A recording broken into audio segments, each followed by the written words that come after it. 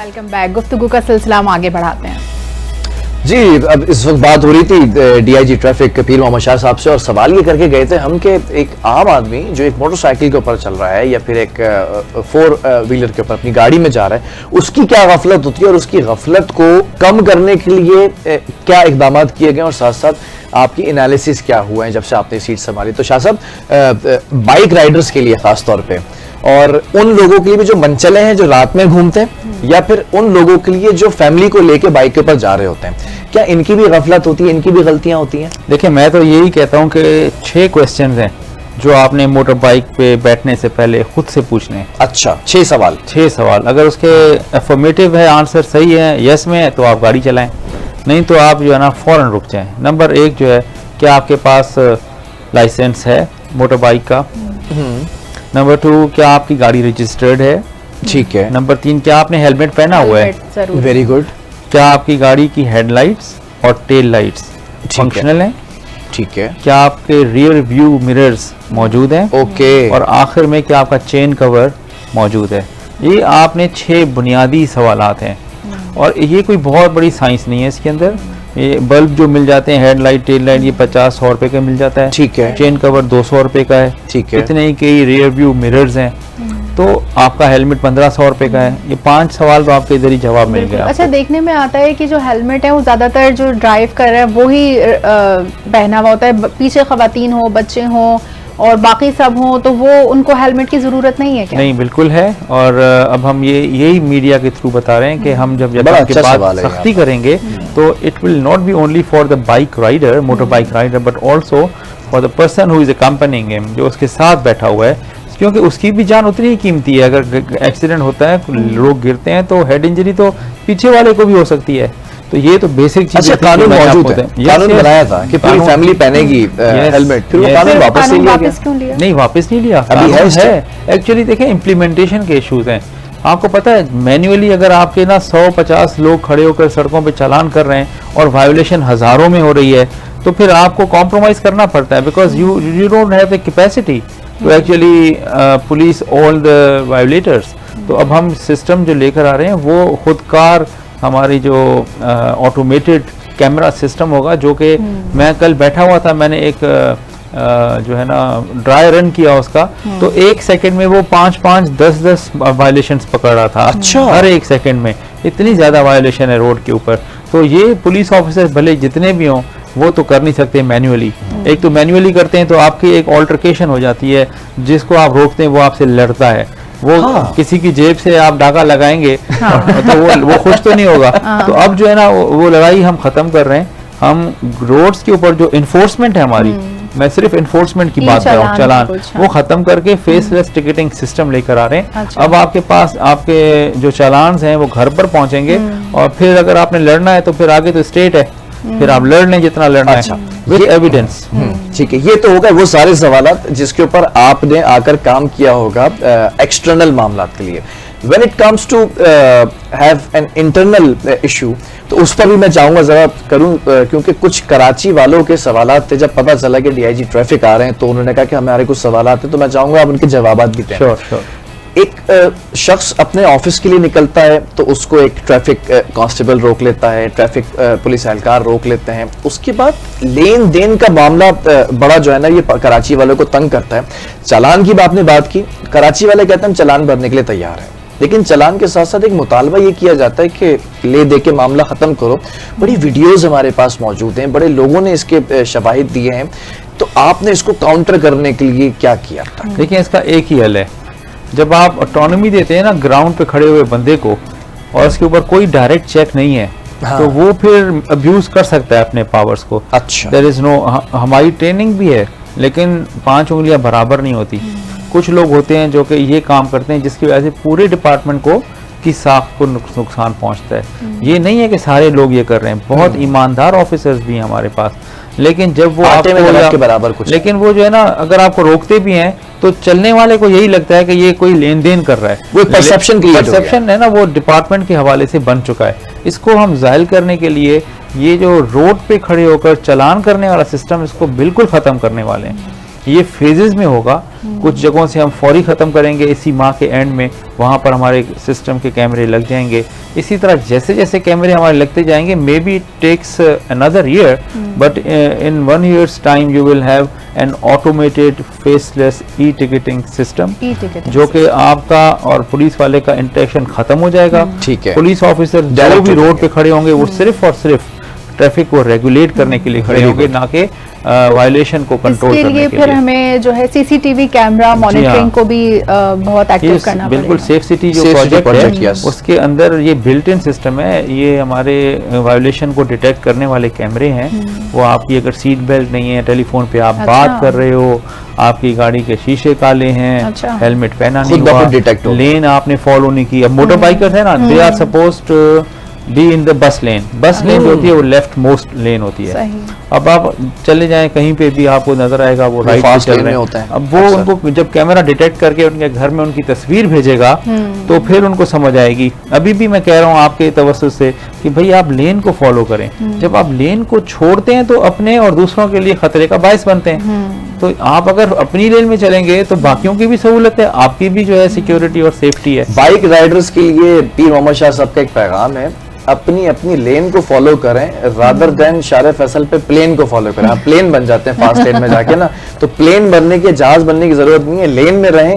वो कहते हैं ना कि अपनी हद में रहेंगे तो हद पार नहीं होगी तो मसले भी नहीं होंगे। शाह एक और क्वेश्चन है, ये तो आपने क्लियर कर दिया कि जो लेन देन के मामलात हैं वो अब मैं बहुत चीजों को सीरियसली टेकअप कर रहा हूँ। एक और बड़ा इशू है, being a criminologist and being a psychologist, एक इशू ये है कि मैं जब किसी से बात करता हूं और उसको बात करने से पहले परसेप्शन बना कि मुझसे बदतमीजी से बात करेगा, और अगर वो मुझसे बदतमीजी से ही बात करता है तो फिर मुझे ऑब्वियसली पहले ही गुस्से में होऊंगा, मैं और ज्यादा गुस्सा होऊंगा। तो हमारे जो ट्रैफिक पुलिस एहलकार है जो सड़कों के ऊपर मौजूद है, अक्सर और बेशतर हमने देखा तल्ख कलामी हो जाती है, आपस में गर्मा गर्मी हो जाती है, एक परसेप्शन क्रिएट कर दिया कि कभी भी अगर ये रोकेगा अस्सलाम वालेकुम, गुड मॉर्निंग, गुड इवनिंग, इस तरह करके कभी बात नहीं करेगा। वो गाड़ी साइड में लगा हो, गाड़ी साइड में लगा, इस तरह उतर कर कभी खुद से अपनी गाड़ी से उतर कर नहीं आएगा। वो गाड़ी में बैठकर अपनी इंतजार करेगा कि जिस गाड़ी को मैंने रोका है वो उतर कर मेरे पास आए और मेरा अपना लाइसेंस चेक करे। लेकिन जब बाहर मुल्कों में देखते हैं कि गाड़ी रुकवा देते हैं, फिर खुद उतर कर आते हैं और रजिस्ट्रेशन और लाइसेंस नंबर प्लीज करके बात करते हैं, वो चेहरे पे मुस्कुराहट होती है तो ऑटोमेटिकली आपका प्रेशर डाउन हो जाता है, आप प्यार से बात करते हैं। इसके लिए कुछ आपने की है? जी बिल्कुल, हमारी जो है ना ट्रेनिंग हमने स्टार्ट की है और वो हमारा एक इंस्टीट्यूट है, ट्रैफिक ट्रेनिंग इंस्टीट्यूट TTI। वहाँ पर बेसिकली 1 month का रिफ्रेशर कोर्स है जो हमारी ट्रेनिंग ब्रांच ने डिज़ाइन किया है और वो अब बड़ी गहमा गहमी के साथ चल रहा है। अच्छा, देखें हम दोनों काम करेंगे, हम अपने ऑफिसर्स की जो है कैपेसिटी बिल्ड करेंगे और उनको रिफ्रेशर कोर्सेज कराएंगे, और एट द सेम टाइम हम टेक्नोलॉजी को मुतारिफ कराएंगे। तो ये जो रोकने वाला काम है ना, ये पुलिस ऑफिसर को करना ही नहीं है। इवन अगर वो ओवरलोडेड गाड़ी है नहीं रोकेगा, क्योंकि अगर उसको रोकता है तो बाकी पीछे वाले भी प्रॉब्लम में आते हैं ना। और परसेप्शन जैसे आपने कहा वो तो है ही कि पता नहीं वो बेचारा ईमानदारी से काम कर रहा होगा, लेकिन उसकी वजह से लोग परेशान हुए और लोगों ने परसेप्शन वही लिया जो आपने अभी बात की। तो अब वो ओवरलोडेड है, वो कैमरा उसको पकड़ेगा, वो खुद ही उसके घर तक पहुंचाएगा। तो आपका इंटरेक्शन जो है ना वो ज्यादा से ज्यादा इशारों से होगा। और अगर हम आहिस्ता आहिस्ता इस शहर के अंदर अपने सिग्नल सिस्टम को भी खुद कार कर लें तो फिर तो इनकी भी जरूरत नहीं। अब पता है दुबई जाते हैं आपको पुलिस ऑफिसर खड़े नजर आते हैं, बिल्कुल ऐसे ही। इसी तरह वेस्ट में इसी तरह होती है ना वहाँ पर, और ट्रैफिक इतने सुकून से चल रहा होता है, ये अफरा तफरी नहीं होती वहाँ पर। तो वहाँ हम आहिस्ता आहिस्ता कराची को उसी तर्ज पर, यहाँ की भी सड़कें बहुत चौड़ी हैं, अगर 4-4 हो या सड़कें आप देखें कोरंगी जाए शहर में 4-4 लेन मौजूद हैं। यस, तो हमने सिर्फ मेन जो अपनी रोडें हैं ना, हमने 11 रोडें शुरू में उठाई हैं, 5 अभी उसमें ऐड करेंगे। इसमें हम हर तरह की तजावुजात को खत्म करेंगे और ये this is the way forward. अगर हमने तजावुजात को बिल्कुल छोड़ दिया और उसको हमने ट्रैफिक का हिस्सा ना बनाया तो फिर ये हमारे जितने भी प्लान है ना, लेकिन मैंने देखा है तजावुजात एक दफा हटाए जाते हैं फिर वापस आ जाते हैं। इनका क्या आपने कोई मैकेनिज्म बनाएंगे ऐसा कि ये इंट्रा डिपार्टमेंट कोई कोलैब हो रहा है कि इनक्रोचमेंट को खत्म करा के सड़कों को और इनको कोई प्रॉपर प्लेस दी जाए ताकि ये एटलीस्ट ये कारोबार कर सके? एक्चुअली ना देखें, एक तो रेडी जो है ना वो इस तरह से बढ़ रही है क्योंकि बेरोजगारी है, तो लोग फिर यही काम करते हैं। ये आपका 25, 30, 35 हज़ार में रेडी बन जाती है सामान समेत। तो फिर आप कमाना शुरू कर देते डेली का। तो लेकिन जो है ना उससे क्या होता है, आपके रोड्स, आपके चौराहे, आपकी सब तंग हो छोटी जाते रोडें हैं। सारी इंक्रोच हो जाती हैं। अब आप जहाँ जाते हैं वहाँ नजर आएंगे आपको रेडी वाले, लोग खरीद रहे हैं जब भी तो वो लगा रहे हैं, ऐसा नहीं है कि वो कोई पास टाइम है उनका और कमा नहीं रहे, लोगों दे के आर लिए भी एक्चुअली आसानी है अर्निंग कि द लाइवलीहुड। देख तो हमने उसको जो है ना उनको, जैसे इन्होंने कहा कि उनको एक हमने ऑल्टरनेट जगह देनी है। और ये आपने जो कोलैब की बात की, तो उसमें हमारे जो कमिश्नर कराची के हैं साथ। वो ही इज़ द लीडर, और अल्हम्दुलिल्लाह उनकी सरबराही में काफ़ी अच्छी मीटिंग्स हुई हैं, जिसमें डिप्टी कमिश्नर ज़िले में लीड लेता है, उसके अंदर फिर केएमसी या जो भी टीएमसी होती है वो लोग होते हैं, एंटी एनक्रोचमेंट वाले होते हैं, हमारी पुलिस होती है और डिस्ट्रिक्ट पुलिस होती है। तो हम ये काम कर रहे हैं, लेकिन उसका मसले का परमानेंट हल तब निकलेगा जब इनको कोई ना कोई ग्राउंड मिलेगा। जैसे इतवार बाजार होती ठीक है। है, वो एक दिन लगती है, इनको ऐसे 2-3 ग्राउंड्स मिल जाए, ये वहाँ पे लगाएं, लोगों को खरीदना हो वहाँ जाके उन चीज़ों को वो ठीक है। खरीद ट्रैफिक सकें। के जो एहलकार हैं जो रेगुलेट करते हैं ट्रैफिक को, और ख़ास तौर पे ऑफिस टाइमिंग्स के अंदर सुबह 7, 8, 9 बजे के आवर्स में, या फिर शाम में 5, 6 और 7 to 8 के आवर्स मेरा में, शाम इस में। आवर्स में हम ये देखते हैं कि ट्रैफिक की एक रवानी जो मुतासिर होती है वो टूटी फूटी सड़कें और जो कंस्ट्रक्शन मेगा प्रोजेक्ट्स कराची के अंदर बन रहे हैं जो काफ़ी तवील अरसे से बने ही जा रहे हैं, तो इसके अंदर ट्रैफिक पुलिस के जो लोग वहां सड़कों पर मौजूद हैं उनको बड़ी परेशानी का सामना करना पड़ता है कि जो ट्रैफिक का लोड 2 घंटे में खत्म हो जाया करता था, अब वो लोड उसी सड़क के ऊपर 3 घंटे 3.5 घंटे तक चलता है, क्योंकि गाड़ियों की स्पीड स्लो हो जाती है। तो इतनी मुश्किल के अंदर उनके ड्यूटी आवर्स भी कॉम्प्रोमाइज हो रहे हैं, वो भी ज्यादा हो रहे हैं। जब तक वो लोड खत्म नहीं होगा तो उसने अपनी जगह छोड़कर तो नहीं जाना है, किसी और के आने का इंतजार करना है, इट कैन बी हैपन। लेकिन इन मसाइल को खत्म करने के लिए ऑब्वियसली वही कोलैब वाली बात आती है, तो आपको कोशिशें करें कि सड़कें ज्यादा से ज्यादा बनाई जाएं, इंक्रोच खत्म किया जाए, कुछ ऐसी चीजें हों। देखें, एक चीज़ है कि जो हमारी लाइंस हैं, जैसे रेड लाइन बन रही है, अब इसको तो यकीनन 1 साल और लगेगा, मे भी ज़्यादा लग जाए। अब उसको तो हम यूनिवर्सिटी रोड को कुछ कर नहीं सकते। Yes. ये इसने आना है नुमाइश तक। Yes. कल को ये जो है ना गुरु मंदिर से नुमाइश भी खुदेगा, लोगों को प्रॉब्लम्स तो वो आएंगे। शुरू हो गया, आधी खुदाई शुरू हो अब गई देखें ना, अब उससे क्या होगा कि वक्ती तौर पे तो प्रॉब्लम्स हैं, it will take some time, may be next year के एंड में जब ये बसें भी चल रही होंगी और रोड भी बन चुके होंगे, तो इसका समर जो है ना वो 1.5 साल बाद मिलेगा। Long लेकिन term अब policy। जो है ना फ्रस्ट्रेशन तो होनी है, और वो होती भी है, लोगों में रोड रेज आती है, टाइम ज़्यादा। फिर आपने एक चीज़ मिस की, वो ये है कि जो पानी, बिजली और गैस ना होने की वजह से लोग फिर शाम को आके रोड्स पर बैठ जाते हैं। ये कल रोड्स मैंने बहुत block बुरा कर देते हैं। एक्सपीरियंस किया है। 4.5 घंटे सिर्फ ये- मैं एक सड़क के और- ऊपर फंसा रहा और ना वहाँ और पर मेरी कोई पूरी गाड़ी का पुलिस है, फ्यूल ना खत्म हो कुछ। गया। फिर मुझे मजबूरन एसी बंद करना पड़ा, गाड़ी बंद करनी पड़ी, जहां जहां जरा जरा सी गाड़ी आगे बढ़ी थी स्टार्ट करके ये फिर आगे बहुत जा। बड़ा इशू है। देखिए, वैसे। ये जो है इस ना तरह बड़ा से मुझे serious भी issue है। रोका गया था एक दफा, और हम लोग वहीं पर स्टक हो गए थे, कोई 2-3 घंटा हम लोग उसी ट्रैफिक में स्टक रहे थे। और Exactly। वहां पर जो आवाम है ना, वो इतनी मुश्तइल थी कि भाई हमारे पास पानी नहीं है, हमारे पास बिजली नहीं है, आप जरा सा हमारी ये तकलीफें फेस करके देखें, आप जरा गाड़ी से निकल के देखें, आपको अंदाजा होगा यहाँ Yes। पर किस तरह से हम मसाइल Actually फेस ना, कर रहे ये हैं। तो चीजें- उनको कोई भी देखने वाला नहीं था कि उनके ना तो उनका बिजली का कोई मसला हल करने वाला था, ना उनके और रोड ब्लॉक थी, टायर जल रहे थे, ना वहां पर कोई पुलिस था, कोई ना ट्रैफिक पुलिस था, कुछ एक्चुअली नहीं था। देखें, अगर तो वो आपकी गाड़ियों को नुकसान नहीं पहुंचा रहे ना, जी। तो इसका मतलब पुलिस है वहां पर, समहाउ उनको मैनेज किया हुआ है। लेकिन अब वो जो टायर जल रहे हैं और उनको जब हटाना है, वो जो कंसर्न है केई है या वाटर सीवरेज वाले हैं, वो आते हैं, इनको फिर कोई ना कोई बात होती है इनके साथ, फिर इनके साथ वादा होता है। Takes time. तो नहीं, टेक्स टाइम नहीं, वो वादा जो है उसको वफा कर दें